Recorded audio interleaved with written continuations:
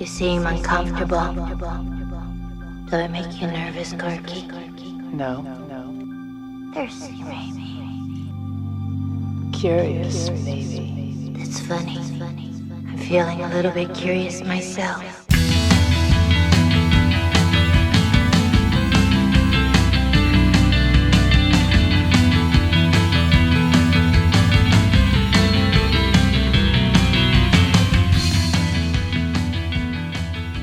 You have 10 seconds to go before Daddy nails it to the chair. Oh, it's crying. Better kiss it better. Or maybe bite it off so she can never kiss it again. Welcome to Pleasers. And Punishers.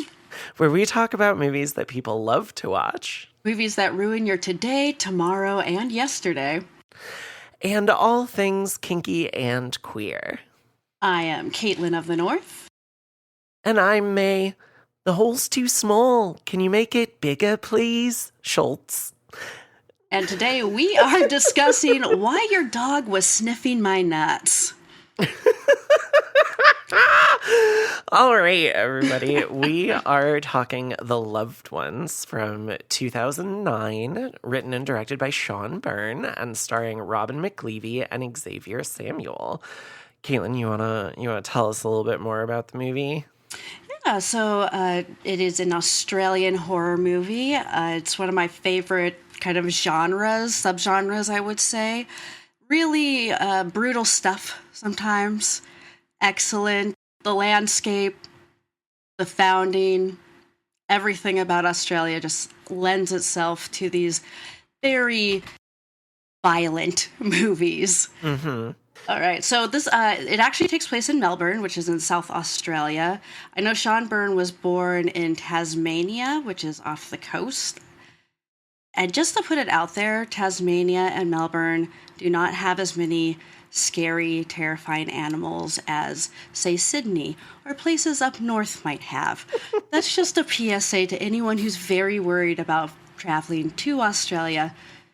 The whole country is not the same at all. Yeah, it's very much like the U.S., where different areas of it have different climates and environments and animals. Terrifying animals. Yeah, absolutely. Back to the movie, though. The Loved Ones is a movie essentially about prom, except apparently in Australia, there is no prom. There is no prom. So, full disclosure, my mom and my sister moved to Australia in 2006. My mom said, if George W. Bush gets reelected as president, I am leaving, and it was just the straw that broke the camel's back. So they have been there for almost 20 years now. Wow. They are my cultural correspondents, will be my sister, and I have a lot of lovely notes that she wrote on Australia, and one of them is definitely about how it is not prom.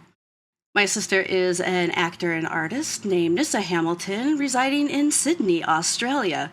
Please hire her. Thank you. Woo! All right, so my sister writes, in Australia there isn't prom. Instead we have formals, usually at the end of year 10, sometimes year 11, and of course year 12. And they are referred to as year 10 formal, year 11 formal, and year 12 formal, respectively. They're very, very clever very with creative, their names. Yeah. Mm-hmm, mm-hmm. Straight to the point. We don't need any of that fluff. There is a sit-down dinner, which is attended by students and staff, speeches by the staff, photo setups, and some dancing, but it's really more of a school activity as opposed to a full-on dance, let alone a party. Oh, okay. So that explains why at one point in the car, Jamie says, we should probably go inside and get food. And I was like, what prom has food? Yep. It's a whole different story. And one of the big things as well, because most of the students are 18, they can legally drink. Oh, okay. So a big part is after party, so you can go and drink. Usually you do it, though, afterwards, not during or before, like some characters might have in this movie. And as we have learned from Fear Street Prom Queen. People from outside the U.S., they don't know what a prom is. They really don't understand it. There's like no formal royalty in other countries with these formal dances. It's more about like friend groups as opposed to like even if they're dating someone. So it's more of a community-based activity than a couples community-based activity. Correct. Cool. Okay, I kind of like that. That's interesting. And it's always funny to realize that customs that you believe are ubiquitous are so regionally specific. It was like finding out that they call them bubblers in other parts of the Midwest instead of drinking fountains. And going, wait, why don't we call them bubblers? That's so much cuter. Or what's one over here? Potato bug versus roly-poly. I didn't know a potato bug was a roly-poly. I thought they were two different bugs because I've always called them roly-polies. I feel like that's the usual one, but if you're from the Pacific Northwest, for some reason, it's a potato bug. Interesting. Well, that's cute. I love regional dialects and things, too. Okay, so we're still going to kind of pretend this movie has a prom in it, despite taking place in Australia. So, Caitlin, tell me about your experience with prom, and you can tell me like one story or multiple if you have them, or just like an interesting prom happening. So my experience with prom is none. I have none experience, no proms, none. I moved around a lot growing up, so about every 2 years I was at a different school, or at least far enough away from the school district that I could have been in. Next year, it can't hurt me anymore. I'm in therapy. Anyway. So once I got to 11th and 12th grade, I was also very much over high school. I didn't want to be there anymore. I hated it. We were living, like, prior to those 2 grades, we were living in a small town in Washington that was just super conservative, like, very evangelical Christian. Ooh. And you would definitely be targeted if you were, let's just say, I don't know, a smart, gothy, queer person. Sounds like someone I know. Yeah. Could be. So by the time I got to 11th and 12th grade, I was done. I don't want to do this. And we had just moved to a whole other city in Washington. I was like, and so we have this program called Running Start. And I think a few other states also have it. I don't know if Illinois not. Is it the like graduate early program So type thing? Sort of. So what it is you get to take your last 2 years of high school at a community college. Oh, yeah. So I almost did something like that, but instead I just graduated early by doing like a private study thing with someone who is connected with the school. And so, yeah, I got to graduate in January 2005 instead of June. Oh, excellent. Anything to get me out of there. Oh, so get out as fast as you can. Yeah. So I basically had moved to a new city, didn't actually go to the high school that I graduated from, and thus no proms. I think I also didn't go to a dance pretty much post 8th grade. I was not into people in general at those times. Yeah, that's totally fair. So I went to a lot of school dances because I like dancing. I like dancing to music, and I always liked the idea of having a cute date or dancing with one of my friends or something. And so in middle school, I think there was like one dance when I was in 6th grade that we got invited to at the junior high that was 7th and 8th grade. And that was kind of the beginning of me liking to go to the dance. And then I went to pretty much every dance we had in 7th and 8th grade. My fashion sense in junior high was very strange. So I was probably wearing like trip pants and a button-up metallic shiny shirt with my hair either dyed bleach blonde or black and kind of like awkward. Wonderful. And like, I never did anything bad at these dances. I just went to dance. I didn't smoke. I didn't drink. I didn't do drugs or anything. And that goes for all through high school. So I was pretty square. And as far as proms go, my sophomore year of high school, I went to prom with this boy, Jacob Wick. He was a trumpet player. He was shorter than me, and he had glasses, and he was very cute. I think I may have talked about this on a podcast previously, but I can't remember. Anyway, Jacob took me to prom sophomore year. He was a senior, and we were the only queer couple in our group, which was great because when we played laser tag after prom, I got to be on the girls' team, which made me very happy at the time and was, very gender affirming. And my junior year, I went with my high school girlfriend at the time, Jeans. Yes, Jeanz. And it was downtown in this like not rooftop, but like top floor restaurant. And I didn't like any of the music except the one Marilyn Manson song that they played. And of course, now I'm like, well, don't like Marilyn Manson anymore. Yeah.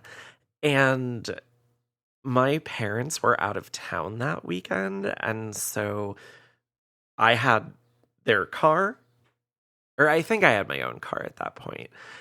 And Jeans and I got to like go back to my house and be alone, and we didn't even have sex because neither of us were ready to have sex. And those are my 2 prom experiences, because I think my senior year, instead of going to prom, I made s'mores in the backyard with my friends Natalie and Justine. Thank you. It was fun. I will say, when you said trip pants, it took me a moment. I was like, were they just really long? What? I was like, oh, 2-piece. Hot Topic. Uh-huh. Like I wasn't there. Yeah, I fucking loved those things. And the tighter the butt, the better, because I've always had a great butt. But I wanted the rest of the pants to be, gigantic. And right. it was really hard to find that balance because I've always had a big butt. All right. Well, enough of my big butt. Let's get into some role play. Is that your bathing suit? Is that your overbite? Now, one of you will be the drowning victim, and the other one gets to be our lifesaver. I'll be the victim. All your life. All right. In role play, we are going to tell you the story of the film.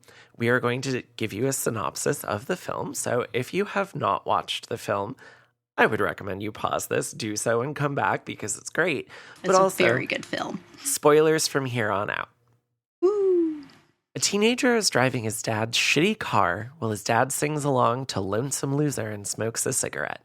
Everything is going fine until they swerve to avoid a shirtless, bloody guy in the middle of the road and crash into a tree. Hate it when that happens. Right? It's just so inconvenient. 6 months later, our protagonist Brent has grown out his hair and his depression. His bestie Jamie offers him a raincoat for the dance after party, ribbed for her pleasure. Ew. Before they're distracted by a goth hottie, Mia, going to her locker. Lola, a girl who I'm assuming is supposed to be a weirdo dork, asks Brent to go to the dance with her, but he's going with Holly. Lola looks mad. Brent and Holly fuck in her car, and we see cuts on his side, and also Lola watching through the window. After some slurs from Holly and an argument with his mom, Carla, Brent climbs up the side of a rock formation and almost falls. While he's trying to relax after with his dog, do we ever hear the name of the fucking dog? Because I don't remember hearing it, and that's a crime. I don't either. And because that dog is so cute. It is so cute. Oh, and I just want to know if the dog survives, because we don't find out. I like to think, since we don't, I like to think it did. Okay, good. I'm going to stick with that. We can always dream. Yeah. So he's hanging out with his dog, trying to relax, and a man in a work suit comes and chloroforms him. The dog shows up at home. We'll later find out it was hit with a hammer and nail. What the fuck? Where Carla and Holly are desperately trying to reach Brent. Carla calls Mia's dad, who's a cop, to help find him. The kidnapper turns out to be Lola's dad, who has seemingly done this at Lola's behest, because clearly he has a psychosexual obsession with his daughter. Lola herself seems to have the sensibilities of an 8-year-old sociopath with awful taste in music who's obsessed with finding her prince charming. Brent awakens in a tux tied to a chair that's bolted to the floor, while Lola and her parents sit around the table in similarly fancy dress. She prepares a syringe of what appears to be drain cleaner and injects it into Brent's throat before taking some Polaroids. A very awkward family dinner ensues. Is it finger-licking good? Let's find out with Lola's finger, some piss, and a brilliant escape attempt from Brent that ends with Lola hitting him with a rock, causing him to fall out of a tree and onto Daddy's car. Side note, I may have hit my vape a little too hard right before we started recording. Wonderful. Excellent. So sorry. Oh, no. So this dinner is awful. Roadkill rabbit for dinner. A poor thing. It's a little marsupial on the side. What I find really interesting about Lola in general is how she looks so feminine. Like the pink dress, the sparkly makeup, and yet her violence is very masculine based. Oh, absolutely. She straddles this weird line between daddy's little girl, daddy's little princess, and the most evil boy child you can imagine. And it's very interesting how that plays into her character. The drill, the sticking the fingers in the mouth, suck it. Yep. Suck it. It's like, oh, it's all very, very phallic and that almost like incel-esque. Oh yeah, she's like a femcel. Femcel, that's what it is. Yeah. Oh, Lola, never give up. Back inside and restrained in the chair, Brent's foot is staked to the floor with a kitchen knife while Lola demands he cry, but he refuses to give in. She shares her scrapbook before carving a heart and her initials into his chest with a fork and liberally salting the wounds. Lola carved so Art the Clown could defenestrate. There's a scene in Terrifier 2 where someone doesn't have there's a lot of open space on a person and he runs in with some salt and everyone's really gleeful. Yep. So very, very similar vibe and glee. Just glee coming off of everyone with salting the wounds, literally. After that, Daddy crowns Lola queen of the dance and she and Brent share a dance together. But he's not her prince, he's just another frog, so she dances with Daddy instead. He's the prince, and they almost kiss. Barf! No. Oh my god. No, thank you. They open a hatch in the floor, and the denizens below voicelessly scream as they're fed. Daddy brings in a drill so that Lola can trepan Brent's skull. And if you don't know what trepanning is, Go watch Unfriended Dark Web, or listen to my definition.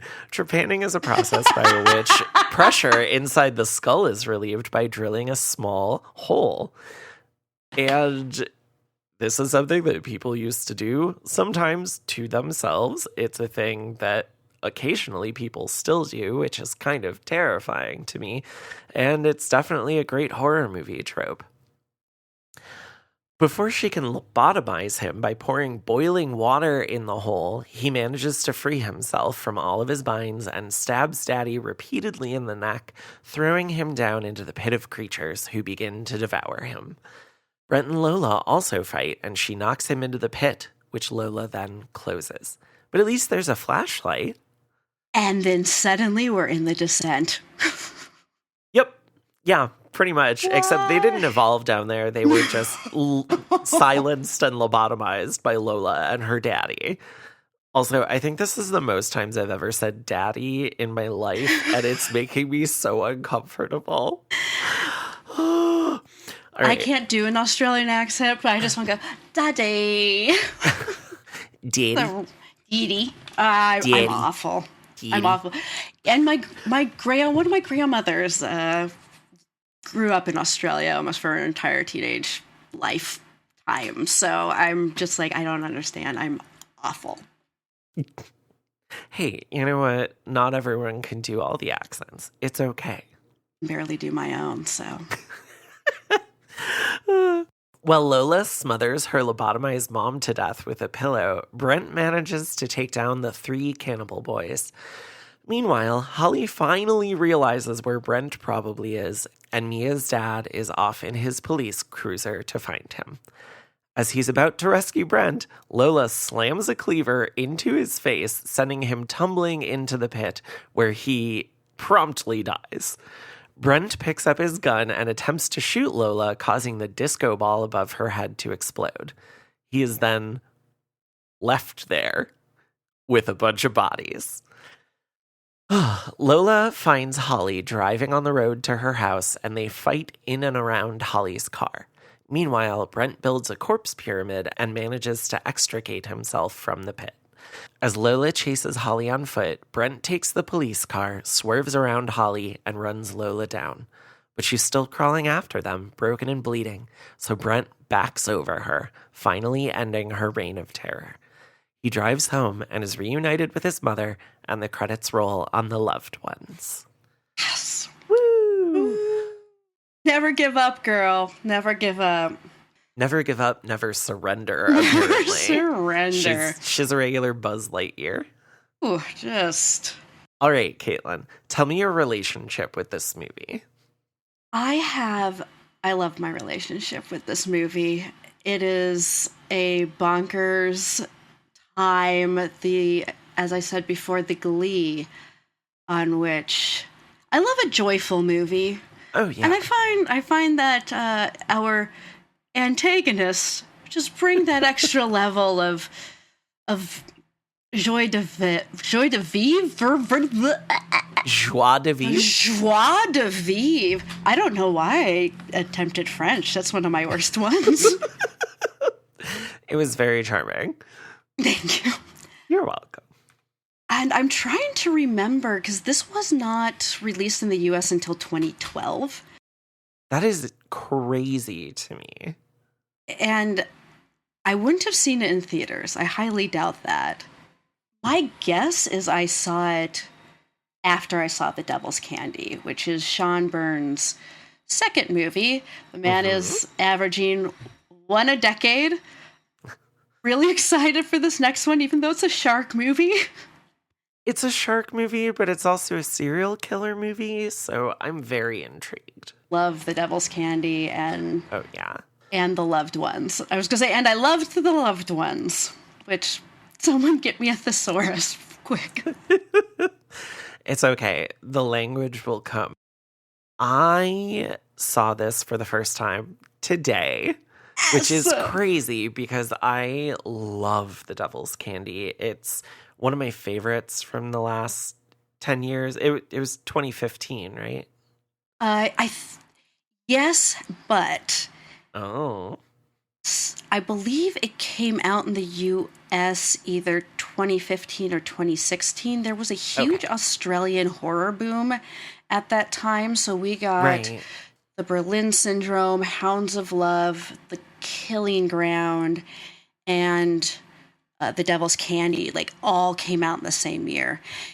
And potentially Better Watch Out, even though people don't know that's an Australian production. That might have been later. Yeah, 2017. I feel like that's later than that. Let's see. Well, I have been kind of obsessed with The Devil's Candy for a few years now. I was actually just on Spectre Cinema Club talking about it, which was a really fun discussion. And I had been wanting to watch this forever, and it just kept not happening. And then when I was on Lady Killers, I think it was on our list, and I don't know when we were going to cover it, but I'm obviously not on the Lady Killers anymore. You're here with me now. Yes. I tricked you. Much better for it. I mean, what? Who said that? So I am so glad that I finally got to watch this, because I've talked plenty on podcasts about how I don't like watching movies or really doing anything by myself because I have a harder time engaging with them. But when I know I'm going to be recording on something for a podcast episode, I know I'm going to be able to talk to someone about it in depth, and that gets me invested in it. So even though I watched it by myself today, I was so engrossed the entire time. I love movies like this where it's a simple story. You have a character who's abducted and tortured. You know what I mean? It's not torture porn, but this is kind of a tried and true formula in the thriller and horror genres. And it's because it works. It works when it's done well. And this is done so well. So I'm really, really glad that I got to watch it today finally. So thank you. Yes, I am so glad that you chose this one as one of our early watches, as well as said Sean Byrne does have a new movie coming out soon. Dangerous Animals. I had something else to say, but I turned and looked at something. And I was like, oh, well, there it goes. The oversaturation of the colors, particularly with the pinks and the blues, and it's a very bisexual movie. Very bisexual, and just kind of the hyper realism that almost feels a little like Baz Luhrmann-esque. Yeah, I can feel that comparison. Kind of a little swoopy, a little heightened reality, which is such a fun space to be in. Mm-hmm. Well, anything else we want to say in general about the movie before we move on? I want to say that the world's shortest chase scene that ends with just a thud of a car, maybe 5 feet. They don't do feet in Australia. Maybe 5 feet. Excellent. It's very, very funny. Maybe one of my favorite chase scenes of all time. Speaking of all time, let's get into the historical context of the film with our next section, Faith and Chance. I can't exist by myself because I'm afraid of myself, because I'm the maker of my own evil. Goodness is only some kind of reflection upon evil. That's all it is. All right, we're going to tell you about the historical and cultural context of this movie. Yes, and I am very excited. As I said, half of my family lives in Australia. Paternally, my grandmother, her father was Australian. If I go into any accent things, it's fine. I'm allowed to. Okay. Anyone can. It's not like they're holding them like, ooh, these are all ours. You can't have them, only as a treat. We should be able to do a little kidnapping as a treat. Just as a treat. they spent so much time setting up that prom. Not that prom, that formal dance. That I'm sorry, quote Nissa. unquote prom. Not that prom. Not prom. Not prom. They went to not prom. So in Australia, horror is seen as more low culture status.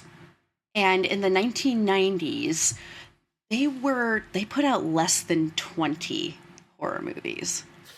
Yeah, that's kind for the of whole insane. country. Right. Whole country less than 20. And Australia, like a lot of Commonwealth countries, they do give a lot of money to their arts.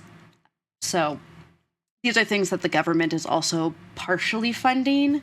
Right. In many ways. Similar to Canada. Yes. And so with the lower status of horror, they weren't really looking to make a whole lot more. What I also find interesting is that Australians are kind of really into true crime, though. But horror, that's low status. That's low culture. See, and I've talked about how I don't like true crime, but I love horror. And I'm totally fine watching a fictionalized thing that is based on true crime, but I can't watch a documentary or listen to a podcast about it. It is so interesting to me how people sometimes fall one way or the other, or can do both. And really, the people who can do neither, I probably am not friends with them. I don't know if I know anyone like that, because what would I talk to them about? Oh, yeah. When I was still on the dating apps, it said right in my profile, you should not go out with me if you don't like horror movies. My entire life is built around horror movies at this point. If you don't like them, then we're not going to be spending very much time and together. You don't like me and I don't like you. Yeah, fair. And I don't know why they would be listening to the podcast anyway, so. Hate listen? I'm glad you're wasting your time hate listening to us. Thank you. Yeah, you're thanks welcome. For the download. So, with this idea of the true crime, Australian horror, this is from some notes that my sister sent to me. More generally, Australian horror fiction centers around the feelings that, as Tahani Wesley puts it in her introduction to Australia's Imaginarium, 2010, there's simply something about the vastness of this land and the many weird, wild, and dangerous creatures that populate it that lends itself to terrifying tales.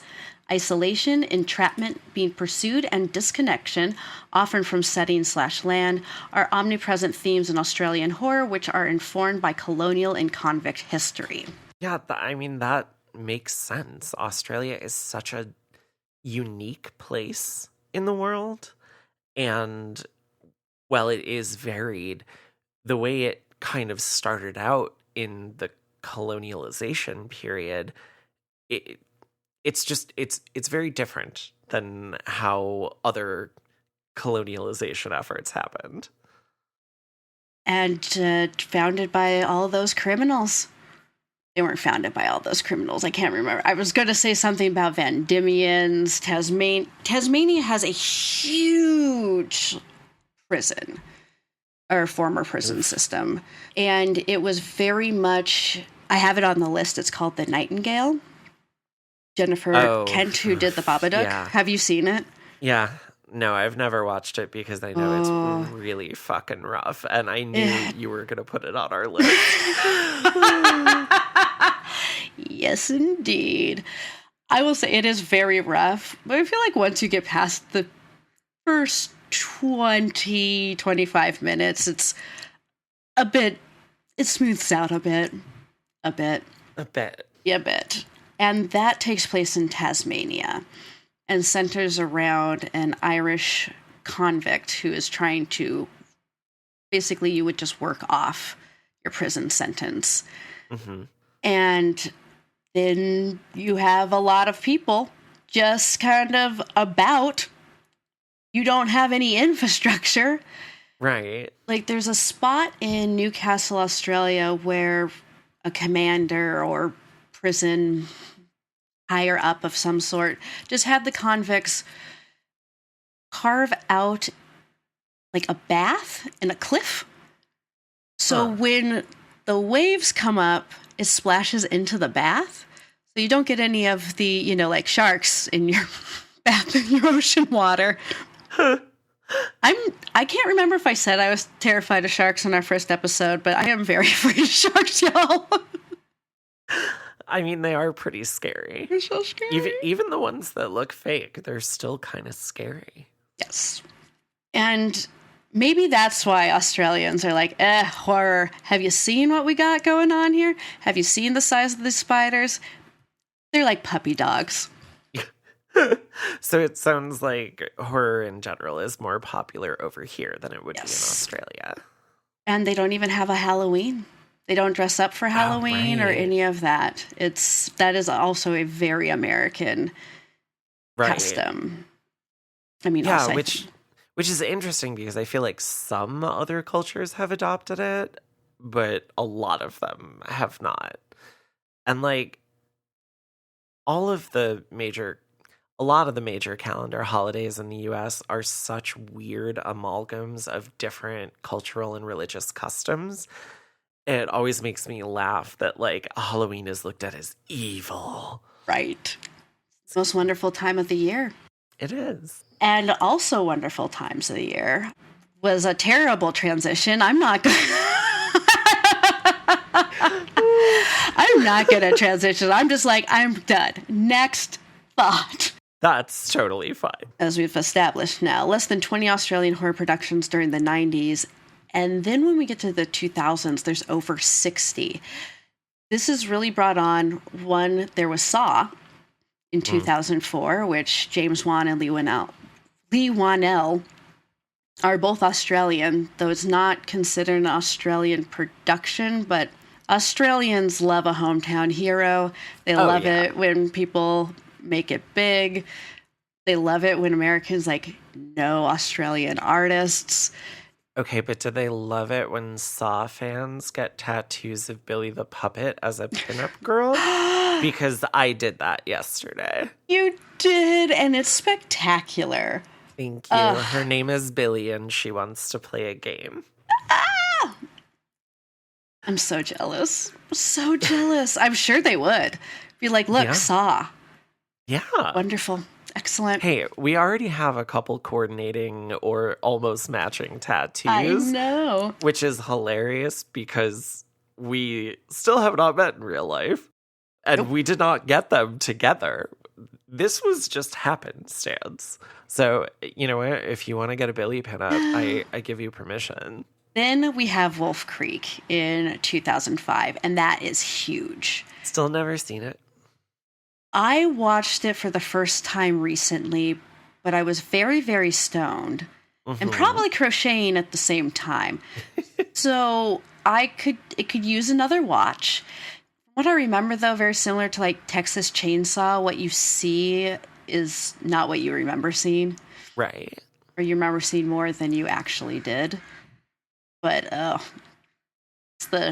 again, there's just a particular something with the masculinity of Australian horror that really just gets under my skin, and it's just like, ugh. Yeah, that's totally understandable. It feels very unique in the horror landscape anytime I've watched an Australian horror film.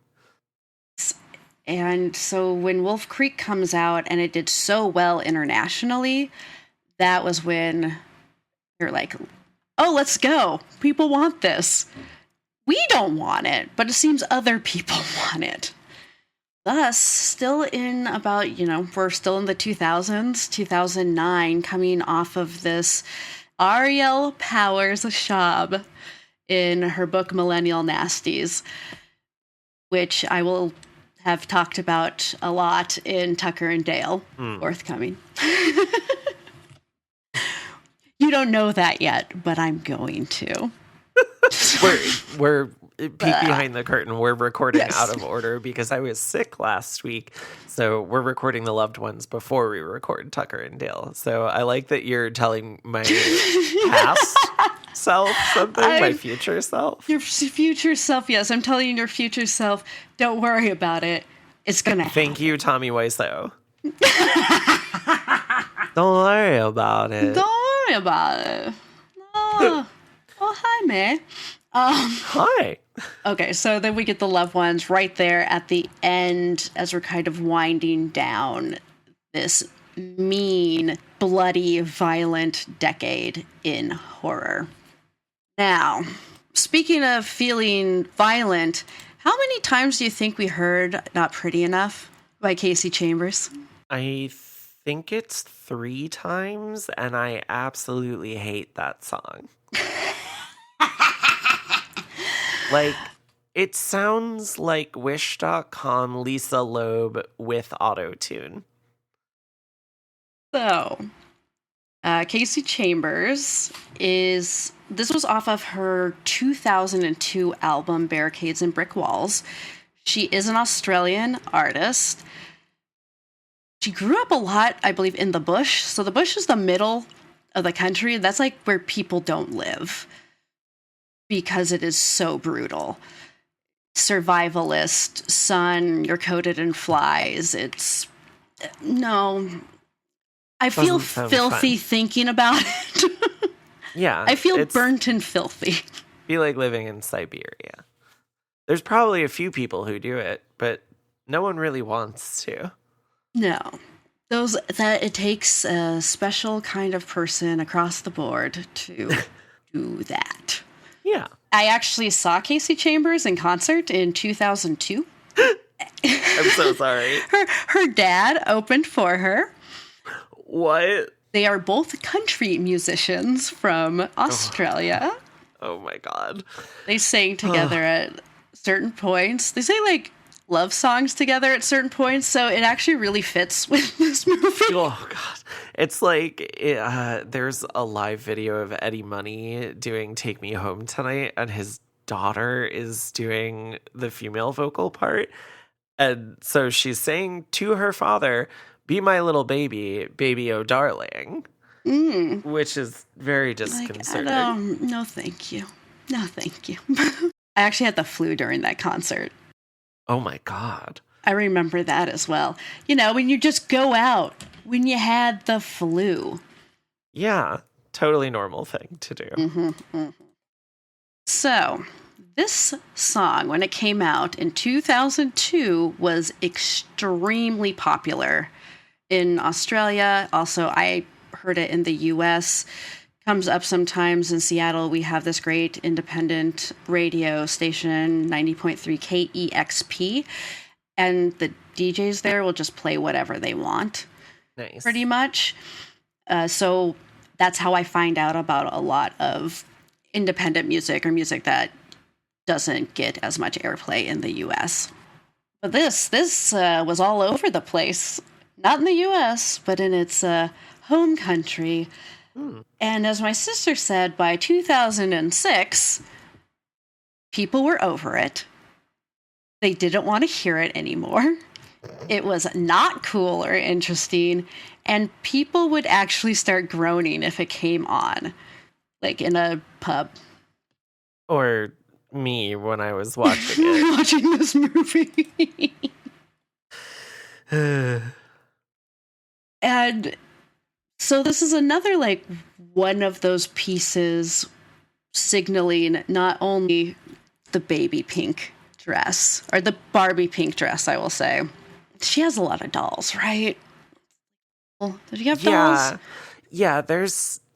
When we first see her room, there's, like, some slow pans over a bunch of weird dolls that are, of course, mutilated in some way or another and are all in sexual poses. And then you also get the headless magazine cutouts of buff dudes, which is hilarious to me. Just a bunch of faceless hunks. The pictures on the wall, the dolls, the Barbie pink dress, all of the pink sparkles. When I said this was a very bisexual movie, I was being entirely sarcastic about all of it except the lighting. The lighting is bisexual. Nothing else. Nothing else. This is a very heterosexual film. Yes, it is. And Lola is very much played in that, like, very, very girly, very Arrested Development. She drinks milk at one Ugh. point. Yeah, they all have milk sitting at the table. And that to me is like a family that still has young children. But it's very clear that Lola is the head bitch in charge here. So she's the one who wanted the milk. And so, like, she's infantilizing herself in a way, which is very interesting from a psychological standpoint. And the use of not pretty enough not only is kind of that peak country music is the music of pain, sad girl song of Yeah, it's like sad girl pop country. You would just love me, but I'm not pretty enough. It's very I haven't really listened to much Taylor Swift, but it strikes me as like very early Taylor Swift kind of vibes. Potentially, I haven't either. Oh, so nice. Yes, I agree. Oh my God, I never have to pretend to care about Taylor Swift again. What a nice change. I have no idea.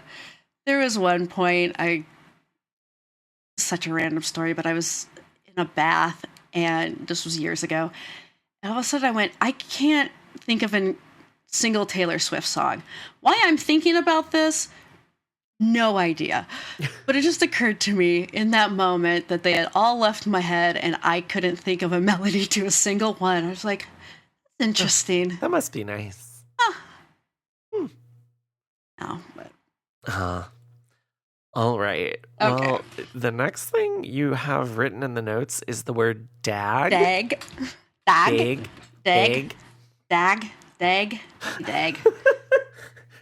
Dag is like a Midwestern and specifically Chicago accent. Let me get a head dag.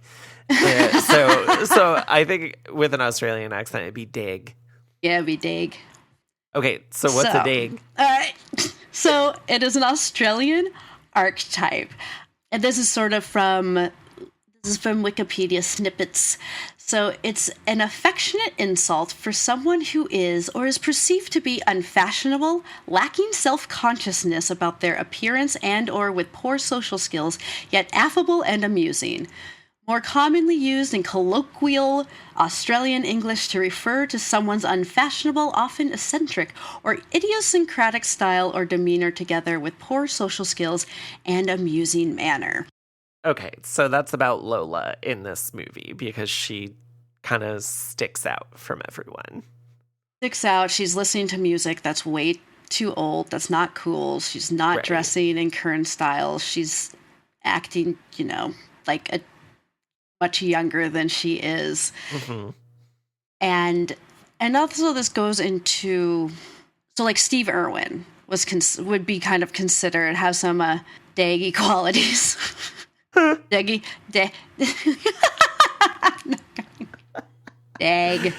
Yes. Oh this is God. how I say my A's next to my G's long anyway, but people make me feel like self-conscious about it. So when I think about it, I am not a dag. I'm very conscious about how I just don't care. That's the difference.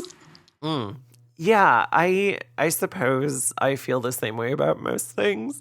Like, I'm aware of a lot of things, and some of them I just don't care about. Like, I don't care what people think of me. I care how they treat me.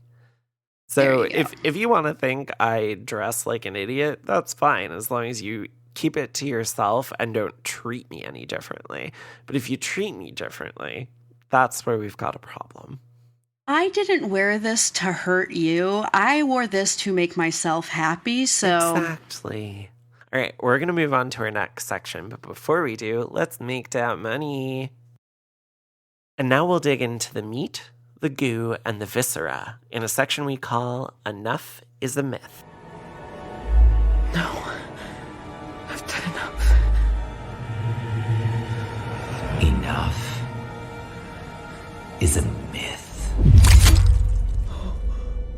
All right, so this is where we just kind of talk about the movie and our feelings about it, but I do have a few questions to guide us. So let's start with the first one.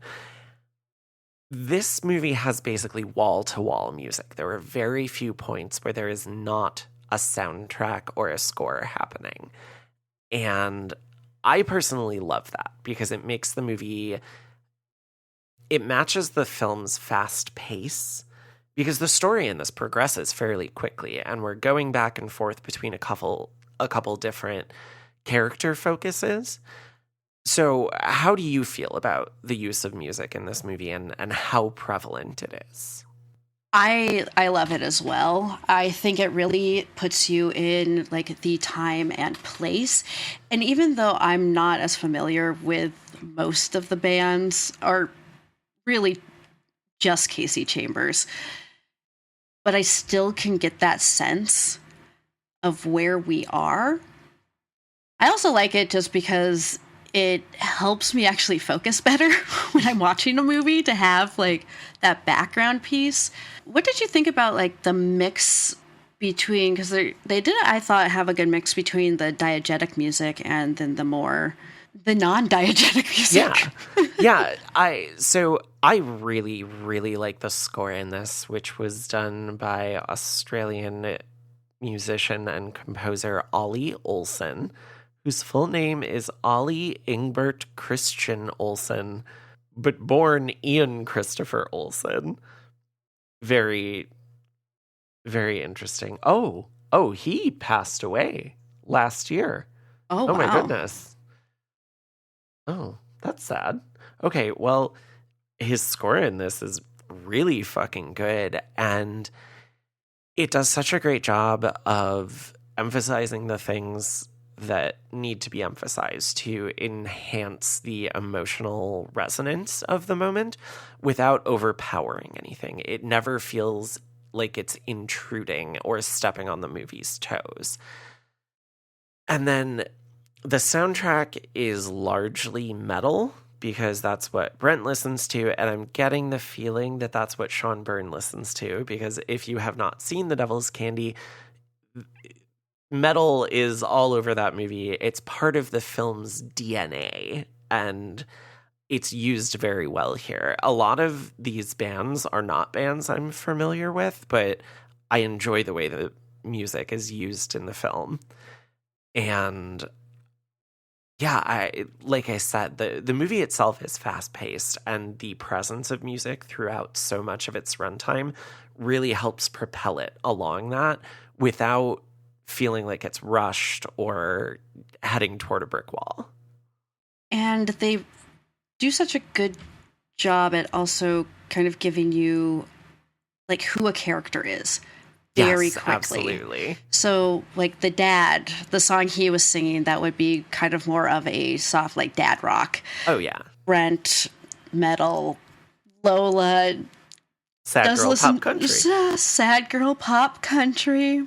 And so without having to, say that, like, here's the music, here's the person, you know what we're getting at here. Right. It's good character development where it's not show, don't tell, but whatever the audio equivalent of that is. Yes. Hear, don't see? Yeah, sure. Okay. So my next question is, why does Lola's dad seem to do everything she wants him to do nearly without hesitation? Is she this way because of him, or is it the other way around? So this is interesting. And I have another question to kind of piggyback on this.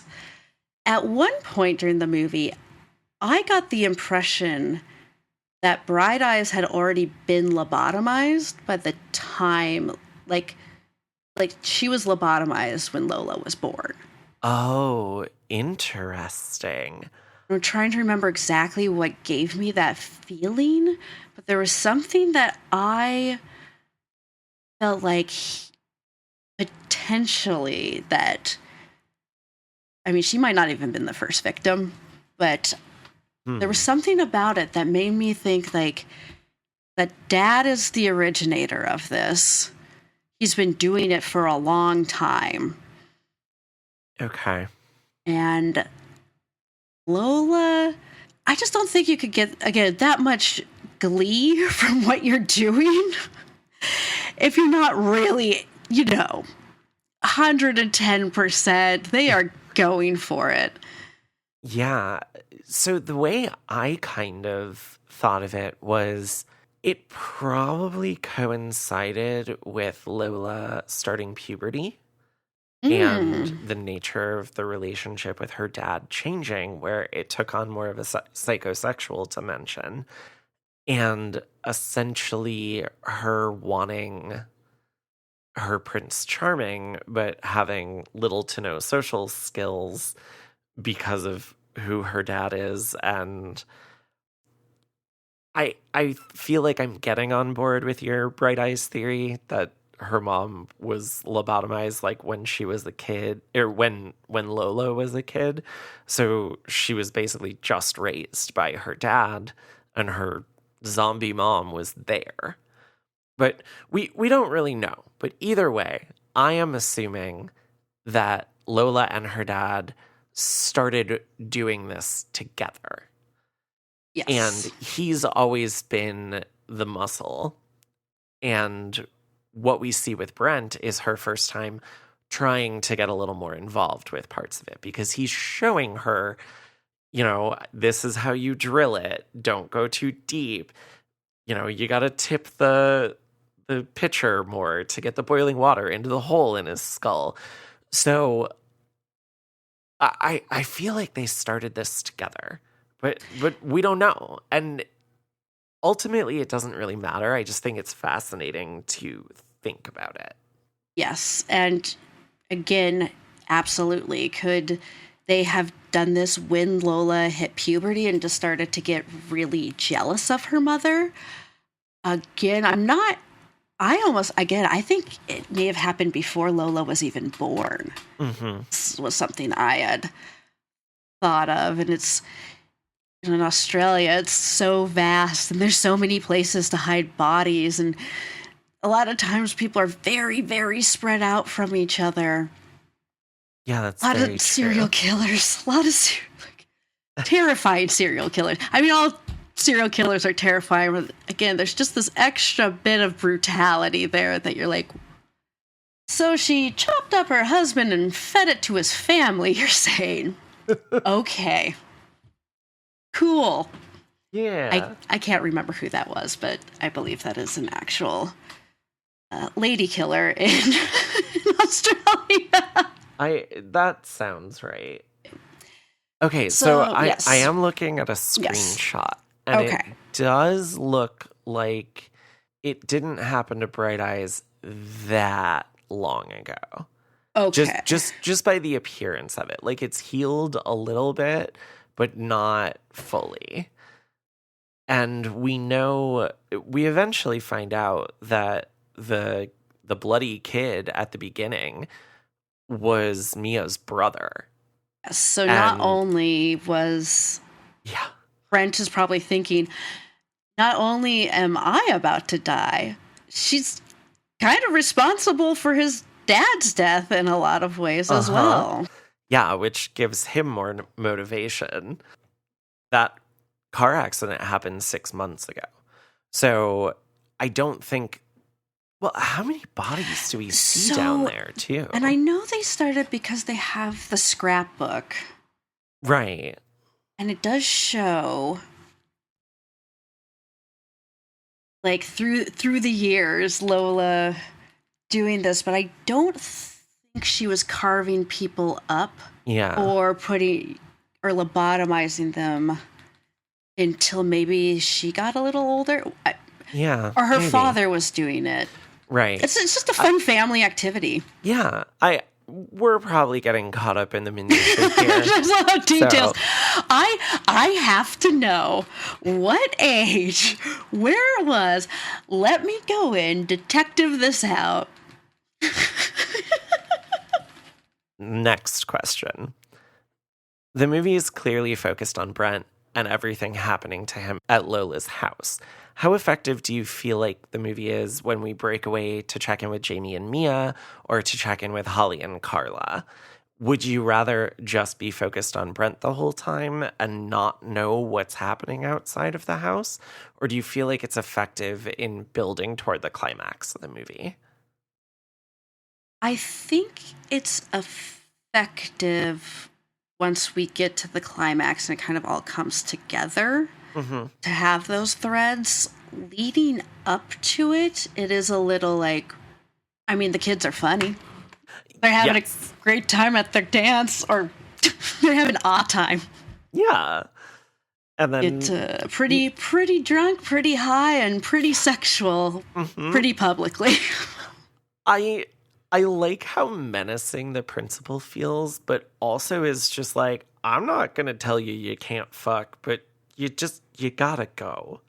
And he does it in a terrifying way, which is very amusing. But at least he's not like, you're expelled. You just have to. You can't be here. Right.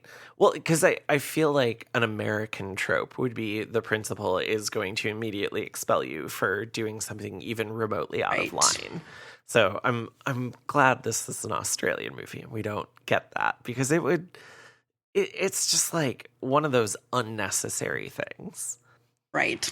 Did that editing scare get you where it seems like it's Lola's dad walking up to their car, but then it's the principal? Because that really got me. Absolutely. 100%. And it is done so seamlessly. So you'll notice I didn't really have a lot about these other characters doing anything in my synopsis, because ultimately, when we're just talking about the bones of the movie, it doesn't really matter.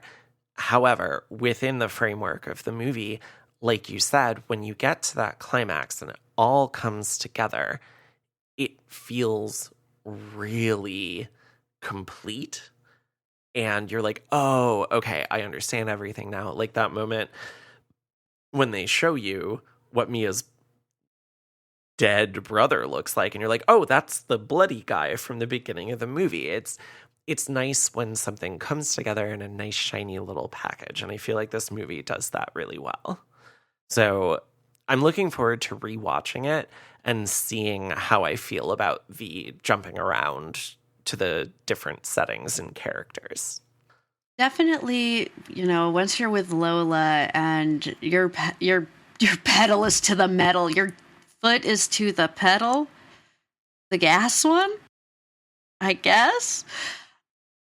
When we're in and we're just like going so fast with Lola and her father and Brent, I don't think it makes the movie feel like it stops at all. Yeah, like I said, it's very fast paced. And it never feels like it's crashing. It never feels like it's getting ahead of itself. It just moves, which is great because it's an 82-minute movie. I was going to say, she is a tight 82. Right. And like a movie like that has to move. It has to flow well, because otherwise people aren't going to like it. Pacing issues can really kill a movie, even if it's got a great story, even if it's got great performances. So I'm glad that that trap is avoided here. All right, my final question. There are 3 different, very distinct types of fatherly relationships shown in the film. The one between Brent and his father, the one between Lola and her father, her daddy, and the one between Mia and her dad. What do we think Sean Byrne is saying about fathers? And let's try not to bring in anything from the Devil's Candy here, because that movie is about daddy issues, basically. But just within the context of this movie, what do we think he's saying about dads?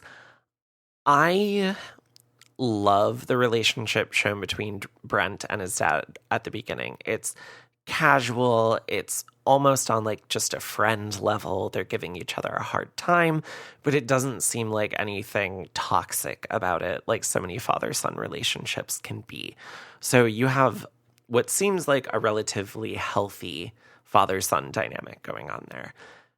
Mia seems simultaneously terrified of her dad, which, yeah, I get it. You're the bad goth girl at high school. Your dad's a cop. You're going to be a little distrusting of him.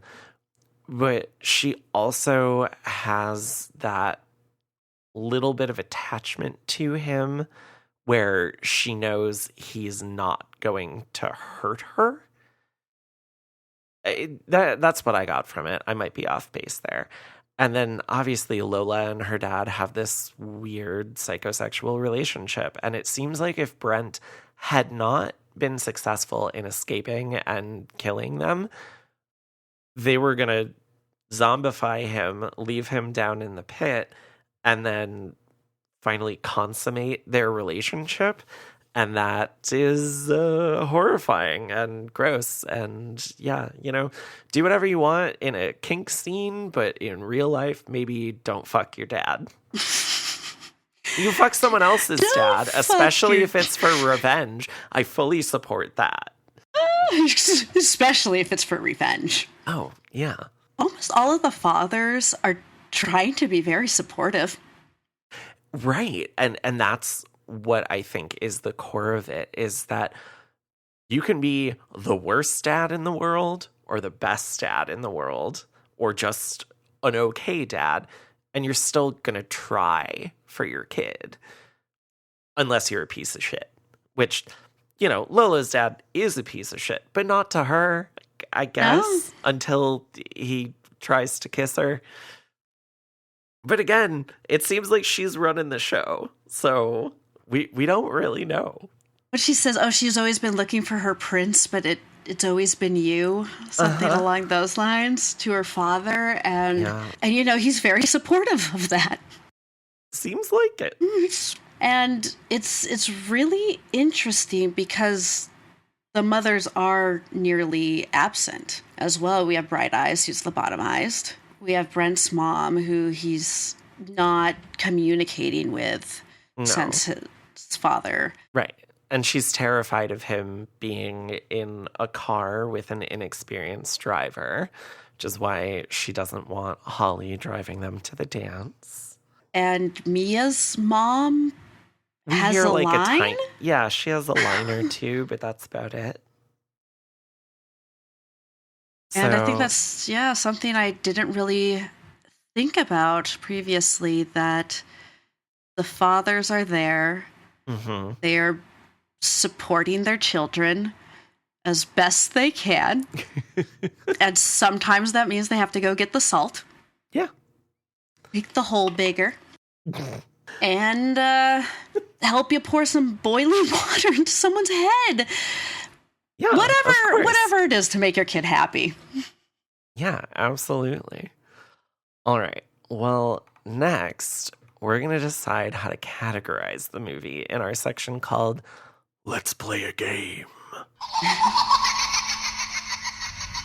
Hello. You don't know me, but I know you. I want to play a game. All right, Caitlin. Our podcast is called Pleasers and Punishers. How would you categorize this film? Both for yourself and for a general audience. I think this is a pleaser for me. Mm-hmm. It's fast. I love that absurd level of reality. Just that really heightened reality that we're in when we are in Lola's house. Mm-hmm. And it's funny. I find it very funny.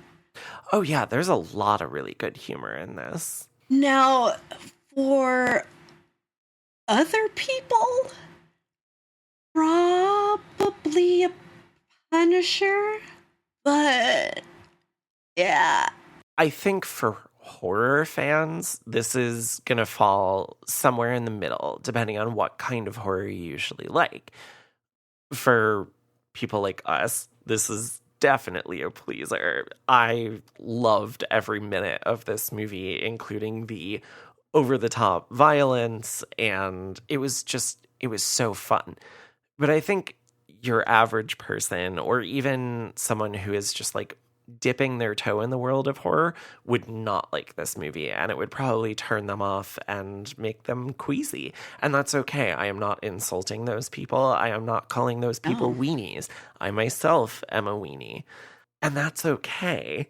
There's a guy I follow on Letterboxd, and at the end of all of his reviews, he says, level of concern your friends will have if you recommend this movie. And I've been thinking about that a lot more in the context of our podcast. And so I think the level of concern our friends would have if we recommend this movie would be like middling, Let's not say not 4 or 5. yeah, out of 10. 5. Yeah. Yeah. I give that movie a 5 out of 7. Sorry. Old internet meme that I'm referencing. Yeah, I feel like this, for people who know you, it's going to fall somewhere in the middle. But for people who don't know you, don't know anything about horror, they are not going to like this movie. No, it is, again, not necessarily based in a reality that follows all of the rules that we have in ours, which, I love that. Yeah, I love a movie or a story that takes place in a slightly heightened version of our world. So that's what I've been trying to say, that one. Yeah, you don't have to worry about suspension of disbelief. You don't have to be like, well, why doesn't this person have a cell phone? And all of the things like that. You can just let it go. I have never really had a problem with suspension of disbelief, and it's something that makes movie watching very enjoyable for me because I can just get lost in it. And because I'm also a very technical person, I can look at a movie and be like, oh, look at that awesome prosthetic. But that doesn't take me out of it. That doesn't make me feel like, oh, I'm just watching a movie. I'm not scared anymore, or I'm not emotionally invested anymore. It almost makes it more affecting because I'm like, wow, this was crafted. This was built by people, and I want to be experiencing that world. So yeah, that's something that I really love about movies in general when they are done right, and this movie was very much done right. Again, the score and the soundtrack are great. I think the editing is really impressive. Yes. I like editing that has a sense of humor, and this editing definitely does. And again, it moves along with the fast pace of the movie. It's lean, it's mean, and it's really fun. Very fun. Any final thoughts you have to share? Slap on that beautiful blue eyeliner. Just cake on that glitter eyeshadow. Be the queen you want to be. Be the queen you want to see in the world. There you go. And on that note, let's wrap this up in a pretty little package. Don't you see? He's got us now. Okay, this is exactly what he wants. We can't go to the police, not now. He's made sure of that. He's just out there and he's watching us and waiting. What are you waiting for, huh? What are you waiting for? That brings us to the end of our episode. Thanks so much for joining us on this journey, fellow travelers.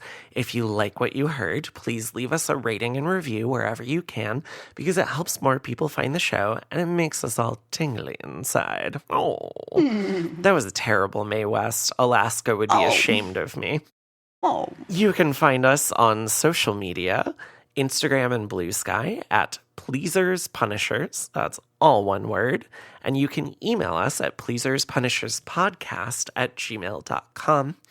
If you have any questions, you have any suggestions, you just want to say something nice to us, tell us we're cute, please do. Just give us money. Yeah, you can do that too. Caitlin, where can you be found on the internet? So I can be found on Instagram at Caitlin of the North. That is CAITLYN of the North.